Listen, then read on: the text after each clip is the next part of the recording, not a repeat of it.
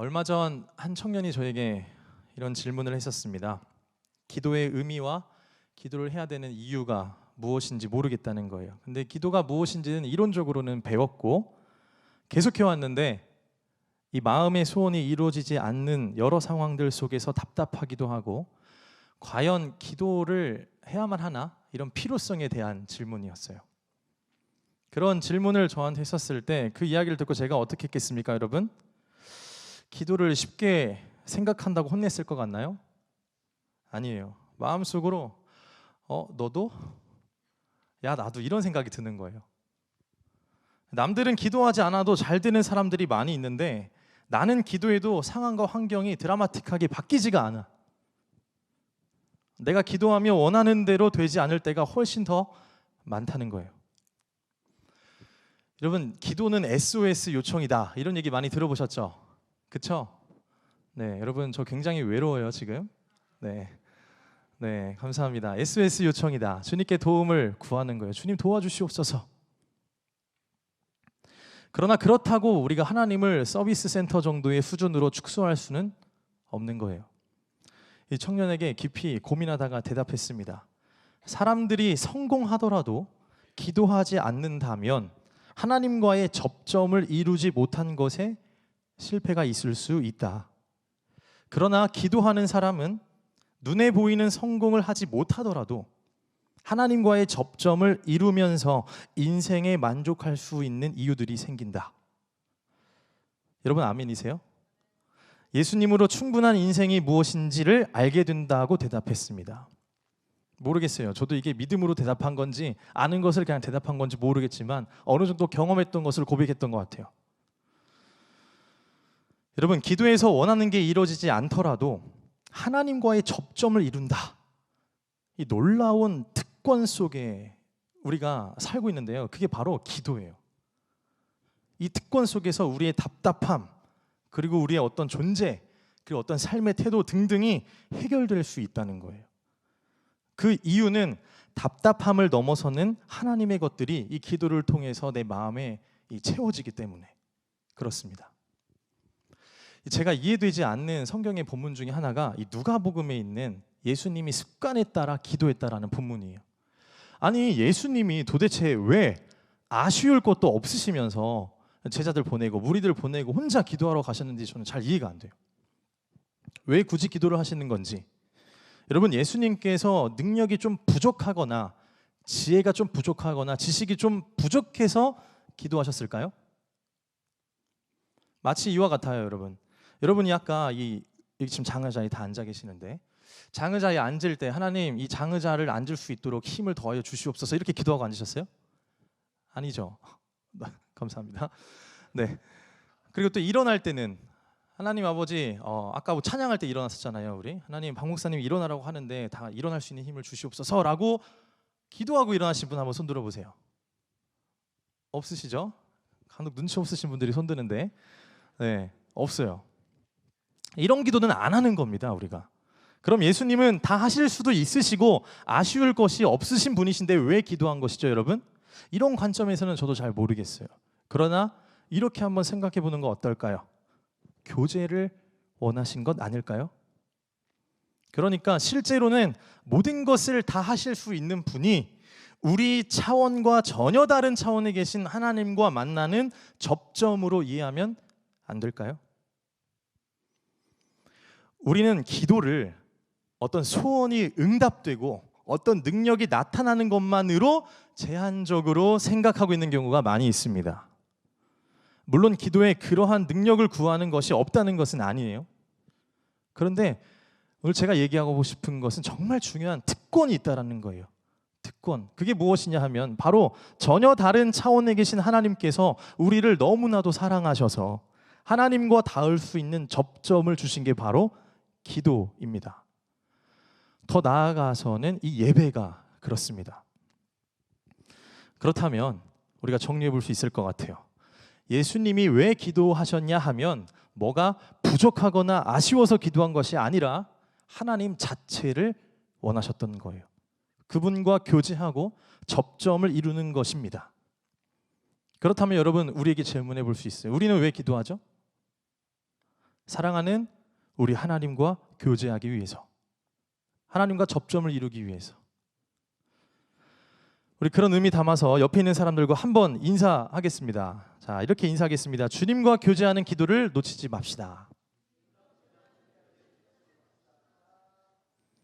네, 감사합니다. 여러분, 그렇다면 중요한 요지가 하나 더 있는데, 교제한다는 것, 접점을 이룬다는 것은 사실 어떤 거냐면은 대화한다는 거예요. 여러분, 대화라는 것이 성립되려면 말하는 것과 또 무엇이 필요하죠? 듣는 것이 필요합니다. 그러니까 제가 지금 묻고 있는 것처럼 여러분들이 이렇게 대답해 주는 것, 그게 필요해요. 그게 대화잖아요. 연인 사이에서도 그래요, 여러분. 연인 사이에서도 내 말만 하고 듣지를 않으면 혼나요. 네, 안 돼요. 근데 지금 또 연애를 안 하시는 분들이 있으니까 또 부모님을 한번 떠올려 보세요. 그러면 부모님끼리도 이야기하실 때 자기 얘기만 하면 그게 성립이 안 되잖아요. 보면 또 잔소리 하시네. 그러니까 대화라는 거는 무조건 쌍방간에 이루어져야 돼요. 우리가 내 뜻과 내 생각만 다 말하고 듣는 이 자세와 태도가 없다면 이것은 대화가 아니라 오히려 여러분 생각해 보세요. 갑질이 될 수 있는 거예요. 내 말만 하는 것. 당신은 듣고 내가 원하는 대로만 응답해 주는 분, 이렇게 생각할 수 있는 거예요. 근데 여기에는 제가 봤을 때 치명적인 영적인 문제가 생길 수 있습니다. 무엇이냐 하면 듣질 않으면 내가 말하고 원하는 대로 움직이시는 내가 만든 신을 생성할 수 있다는 것이에요. 그렇게 해줘야만 하는데 그렇게 안 되면 이 믿음이 사라져요. 흔들려요. 이 듣는 태도와 자세가 없으면 새로운 종교를 내가 만들 수도 있는 거예요. 그래서 여러분, 우리 사랑하는 하이 청년부 여러분들에게 부탁하고 권면합니다. 우리는 예수님의 말씀을 듣는 것이 정말로 중요합니다. 신앙생활에서 가장 슬픈 것이 있다면 듣지도 못하고 묻지도 못하는 거예요. 그저 내가 하고 싶은 독백으로만 가득 찬 기도할 때 좀 슬픈 거예요. 물론 그것도 기도지만 듣는 게 안 되면, 그리고 물을 수도 없다면 그게 가장 슬픈 거예요. 예수님을 사랑하면 듣기도 하고 물을 수도 있는 것입니다. 저는 여러분이 기도하며 하나님과 접점을 이루시며 하나님 자체를 원하시길 바랍니다. 그리고 주님이 주시는 많은 은혜들을 누리시는 우리 하이 청년부가 되시길 주님의 이름으로 축복합니다. 오늘은 어떤 주일이죠, 여러분? 네, 종려주일입니다. 예수님께서 이 땅에서 보내신 마지막 한 주간의 첫 번째 날, 바로 종려주일입니다. 이날을 종려주일이라고 부르는 이유는 예수님께서 나귀 새끼를 타고 예루살렘 성에 입성하시는데 이때 예수님의 제자들과 따르는 수많은 사람들이 무엇을 흔들어요? 종려나무를 흔들고, 아까 보니까 교육부에서는 진짜 종려나무를 준비했더라고요. 이렇게 흔들고 계시더라고요. 왕을 환영할 때 하는 표현이에요. 개선장구들이 이제 전쟁에서 승리하고 오거나 들어올 때 흔드는 거예요. 왕이신 분에게. 또 자신들의 옷을 길에 펴서 예수님께서 입성하시는 것을 기념했기 때문에 종려주일이라고 부르고, 오늘부터 다음 주 부활주일 전날까지를 우리가 고난주간이라고 이름을 붙이고 있습니다. 그러니까 이번 한 주가 굉장히 중요한 주예요, 여러분. 예수님이 가신 그 길을 이 말씀을 따라서 또 기도를 따라서 같이 나아가는 시간이에요. 오늘 이 종려주일의 배경이 절기가 있는데 이게 굉장히 중요한데 한번 들어보세요, 여러분. 오늘 종려주일의 배경은 유월절입니다. 여러분, 유월절이라는 것은, 이 절기는 이스라엘 백성들이 출애굽한 것을 기념하는 절기입니다. 광복절과 같은 날이에요. 민족의 정체성을 되찾은 날이에요. 무엇보다 이집트의 왕이었던 바로의 주권으로부터 하나님의 주권이 이스라엘 이 전체를 새롭게 하신 날이에요. 그러니까 해마다 이 날은 민족 최대의 명절이에요. 이들의 정체성을 다시 한번 회복하고 붙잡을 수 있는 날. 그러면서 동시에 사람들의 거대한 소망이 있는 날이기도 합니다. 언제가요? 유월절이. 왜죠, 여러분? 이스라엘에 있었던 출애굽의 역사처럼 지금 로마의 압제 속에서 해방되길 바라는 마음이 지금 여기 있는 거예요. 출애굽처럼 지금 우리 이스라엘도 이 로마로부터 해방되고 싶다. 이 예루살렘에 모인 사람들의 대부분이 그러했어요. 이날은 평상시 인구가 예루살렘에 4만 명이었거든요. 근데 약 6배가 많아지는 날이에요. 그래서 20만 명이 넘는 인원이 지금 예루살렘에 다 모여 있는 거예요. 그렇게 로마에서도 유대인들에게도 저기 있는 뭐 이방 해외에서도 지금 예루살렘에 주목하고 집중하는 날이 바로 유월절이에요. 그날이 바로 유월절. 사실 예수님께서 이 예루살렘으로 입성하는 것은 이 대적자들의 본거지로 쳐들어가는 거거든요. 지금 정면 돌파하시는 거예요. 어쩌면 매우 불안한 상황 속에서 입성하고 계시는 중이에요. 그런데 예수님께서는 그러한 불안감과 그러한 대적자들에게 매이지 않죠. 왜 안 매이죠? 예수님은 예수님이시기 때문에 그렇습니다. 그렇게 이 입성을 다른 말로 뭐라 표현하냐면 승리의 입성이라고 표현합니다. 오늘 본문 1절부터 설명을 드리면 제가 읽어서 말씀드릴게요. 예수님께서는 예루살렘과 그 바로 옆에 감람산이 있거든요. 그 옆에 벳바기에 도착하셨습니다. 그때 제자들에게 요청을 해요. 맞은편에 있는 마을에 있는 나귀 새끼를 풀어서 좀 끌고 오라고 말씀하십니다. 그 이유는 4절과 5절에 이렇게 말씀하시는데 제가 읽어드리겠습니다. 선지자를 통하여 하신 말씀을 이루려 하심이라. 그리고 시온 딸에게 이르기를 내 왕이 내게 임하나니 그는 겸손하여 나귀 곧 멍에 매는 짐승의 새끼를 타도다 하라. 구약의 말씀을 이루기 위해서 지금 예수님이 나귀를 부른 거예요. 제자들을 시켜서. 여러분 마태복음 읽어보셨죠? 창세기, 출애굽기, 레위기 가다가 이제 안 되면 마태복음으로 그냥 넘어가잖아요. 이제 성경 읽다가 마태복음부터 이제 시작이다 이런 식으로. 근데 마태복음을 보면 이 구약의 약속들을 이제 이루시는, 그러니까 성취하시는 말씀들이 많이 나옵니다. 예수님은 그냥 우연히 오신 분이 아니라 이미 예언되신 분이시고 그 약속을 이루시는 언약의 사자임을 이야기하고 있어요. 마태복음은 그걸 중요하게 생각해요. 스가랴 9장 9절에 이렇게 나와 있습니다. 진정한 메시아가 너희한테 올 텐데 그 메시아는 예루살렘에 나귀 새끼를 타고 입성할 것이다 라는 말씀이 스가랴 9장 9절 말씀입니다. 그걸 예수님이 지금 성취하시는 거예요. 나귀를 탄다라는 것, 아까 어떤 청년이 오늘은 당나귀 타는 날이다 이렇게 얘기했는데 나귀를 탄다는 것은 사실 낮아짐의 상징이에요. 여러분, 예수님이 이 땅에 인간의 몸으로 오신 것만으로 사실 엄청 낮아지신 거거든요. 왜냐하면 인간의 몸으로 제한하셨잖아요, 스스로를. 근데 인간으로서도 가장 낮은 곳으로 내려가셨어요. 인간의 가장 낮은 모습이 뭐죠, 여러분? 죽음까지 낮아지시잖아요. 그 낮아짐 그 자체인데 저는 이 나귀 새끼를 탄다는 것이 이 땅에 오신 이유를 시각적으로도 영적으로도 정확하게 지금 예수님이 전달하고 계시는 걸로 느껴져요. 예수님은 그림 언어로 진짜 많이 말씀하셨다. 시청각 자료가 스스로 되셨다. 이런 생각을 많이 합니다. 그리고 또 계속 묵상하다 보니 낮은 자들의 삶을 공감하고 계신다. 그리고 낮은 자들과 함께 하고 계신다라는 걸로 이 나귀를 타신 예수님의 모습을 함께 이해해 보았습니다. 그런데 여러분 생각해 보세요. 이 스가랴서의 예언을, 질문이에요 여러분, 이 스가랴서의 예언을 그 당시에 있었던 이스라엘 사람들이 알고 있었을까요? 몰랐을까요? 네? 네, 많은 성원 너무 감사드립니다 여러분. 역시 우리 하이청년부 최고. 네, 늘 느끼는 거지만 이게 이제는 익숙해요.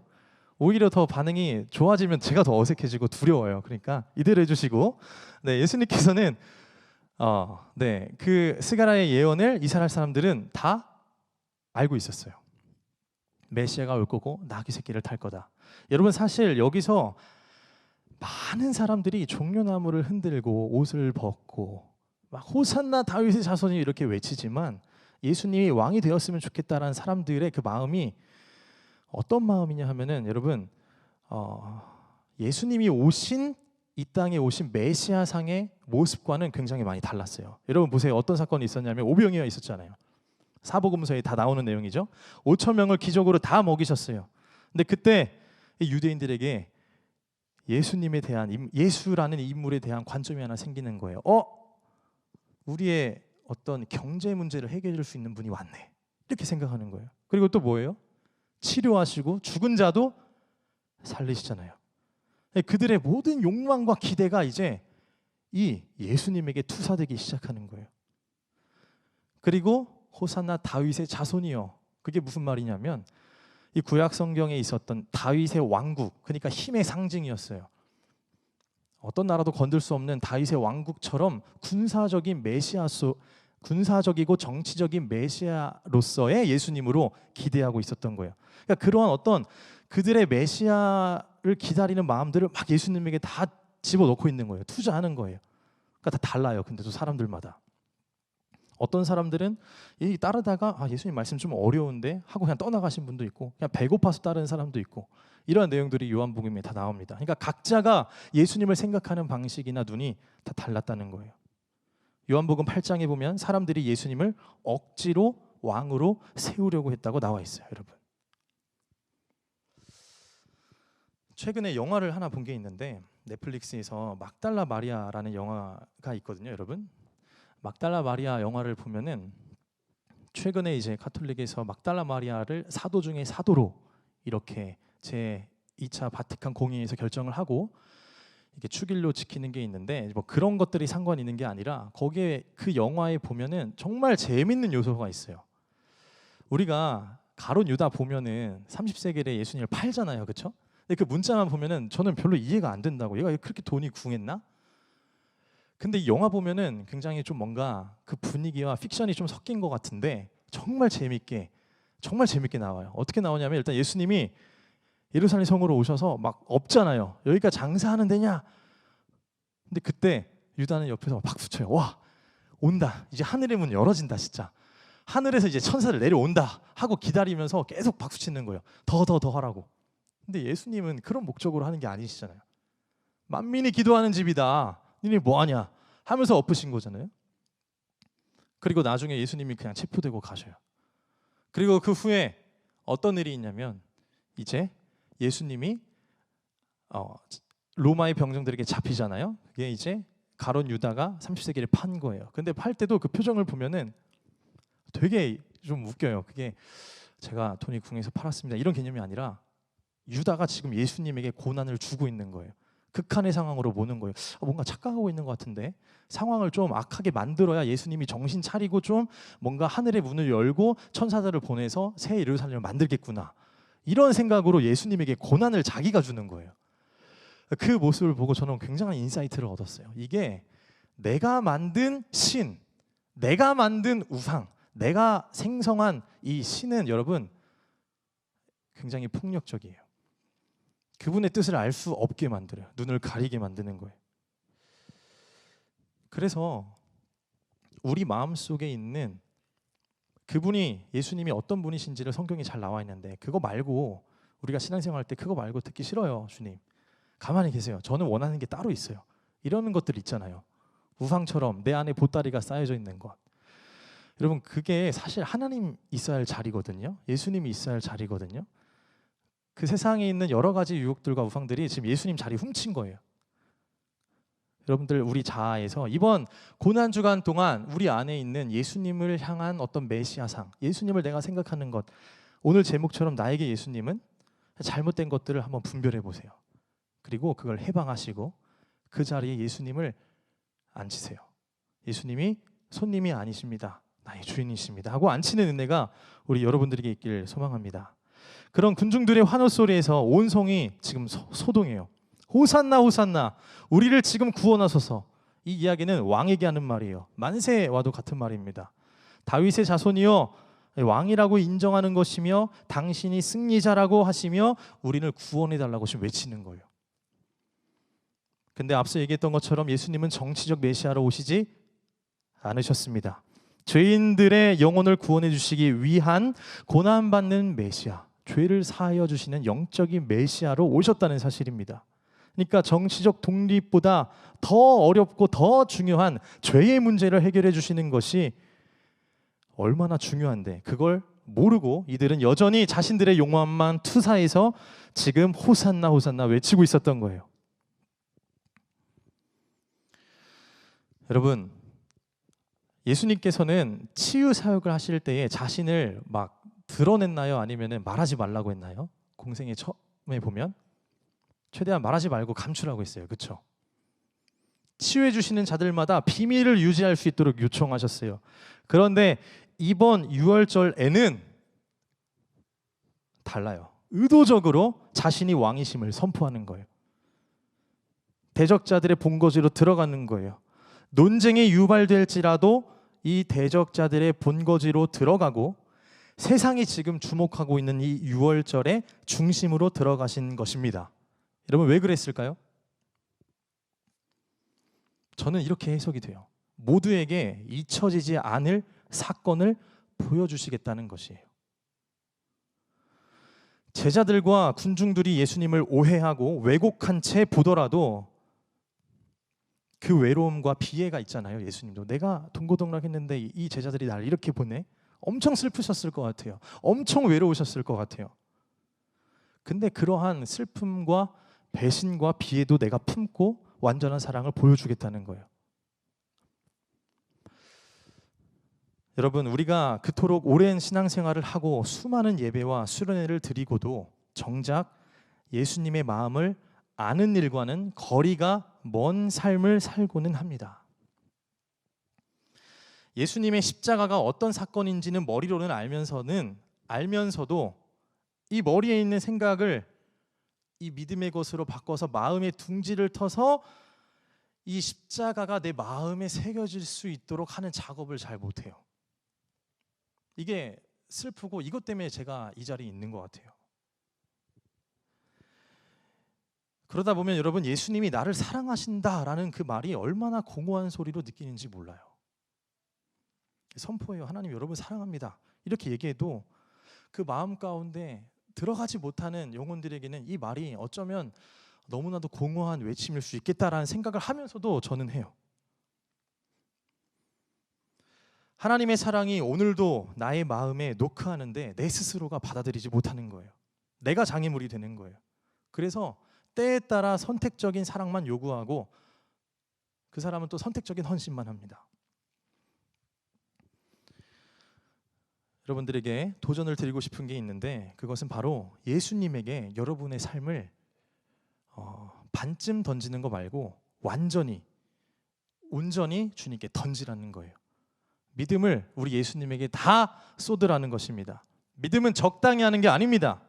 믿고 맡기시며 때론 그분의 임재가 너무 강해서 여러분 춤도 한번 춰보세요. 재밌어요. 그분의 임재 가운데 너무나도 감사하고 기뻐서 노래도 어디서나 다 해보세요. 정신승리가 아닙니다. 그리고 심리적 기제도 아닙니다. 실제입니다. 예수님이 우리 안에 들어오시면 이거는 진짜 실제 움직이시고 주시는 힘이 있다는 거예요. 우리의 믿음이 적당한 신념이 될 때는요, 세상에서 살기에 불편함이 없어요. 예수님과 그 십자가는 적절한 그냥 상징이 될 때는 여러분 타협할 게 생각보다 많이 있어요. 희생과 헌신 별로 안 해도 돼요. 그래서 잃을 게 없어요. 그러나 교회에서 거룩한 부담감을 주지 못하고 하나님 말씀에 대한 권위가 선포되지 않는다면, 예수님의 살아계심이 선포되지 않는다면 그 교회는 살아있다고 할 수가 없는 거예요. 죽은 교회예요. 사대 교회처럼 요한계시록에 나오는. 여러분 이제 마무리하겠습니다. 청년부 여러분 기억하시길 바랍니다. 예수님과의 거리를 좁히는 시간이 이번 한 주가 되었으면 좋겠거든요, 여러분들에게. 근데 그때 용기가 필요해요. 예수님을 사랑하는 것도 용기가 필요해요. 그러나 두려운 일은 아닙니다. 너무나도 값지고 복되고 행복한 일이에요. 계산하지 말고 포기할 거 포기하시면서 자존심도 내 이성도 다 내려놓고 주님께 나아가시길 바랍니다. 십자가 앞에 이해되지 않는 부분도 있을 수 있어요. 근데 이해가 안 되는 부분이 있다면 이해의 영역을 초월한 거예요.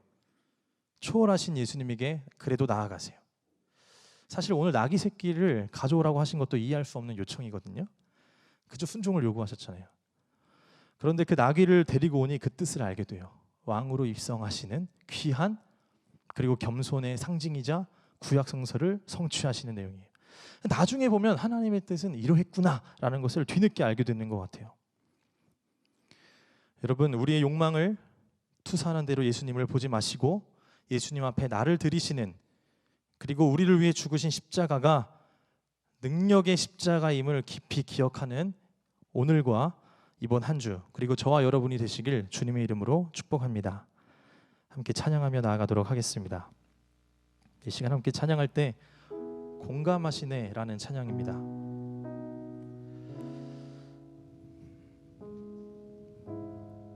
우리 마음속의 공허함에도 하나님이 만지실 수 있도록 우리가 내어드려야 되는데, 그 자리에도 내가 만든 어떤 우상들을 세워놓는 경우가 참 많이 있는 것 같아요.